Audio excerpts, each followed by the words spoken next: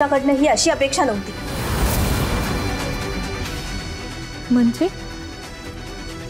हे बघा, तुम्हाला वाटतंय तसं काही नाहीये। तू तर काही बोलूच नकोस ग सई। कशी वागलीस आमच्या समोर तिच्याशी? बिचारी, तू एक स्त्री असून तुला स्त्रीचं दुःख कळत नाही।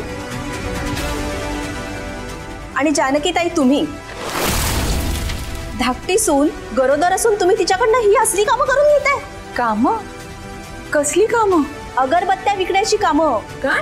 हो, तुम्ही तिच्या गरजा पूर्ण करत नाहीत ना, म्हणून तिच्यावर अशी वेळ आली। अहो, काय बोलताय?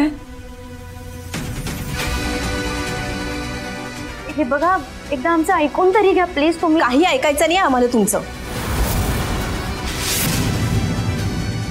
डोळ्यापुढे जे घडलंय ना ते पुरेसे।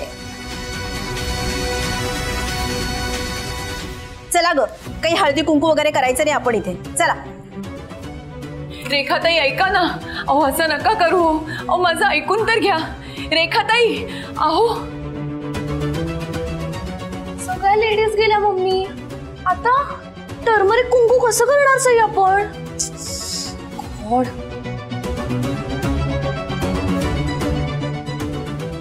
अरे देवा, सई अगं एवढे लाडू बनवलेस तू, ते वेस्ट जातील आता। मी एक काम करू का, हे सगळे लाडू ना मी सेल करते। 20 रुपीज पीस ने गेले तरी इनफ आहे ना। बेस्ट आयडिया आहे, असंच करते।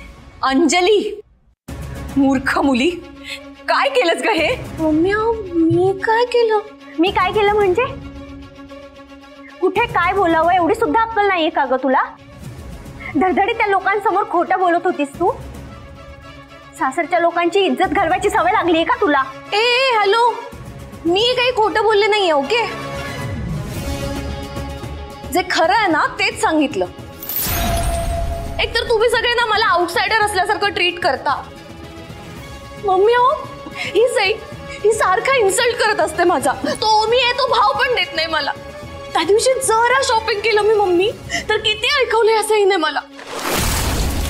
म्हणून मी स्वतः पैसे कमवण्याचा विचार केला, त्यासाठी एवढं सगळं करते, तर ते पण सहन होत नाही। आता तुम्ही कसं सहन करणार एवढं?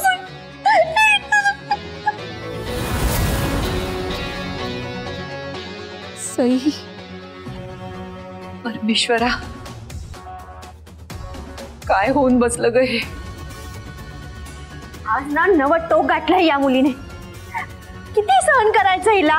प्रत्येक वेळेस असंच काहीतरी वागत असते ही। दुसरा काय पर्याय आहे आपल्याकडे? सून होऊन आलीये ना या घरात, समजून तर घ्यावंच लागेल आता।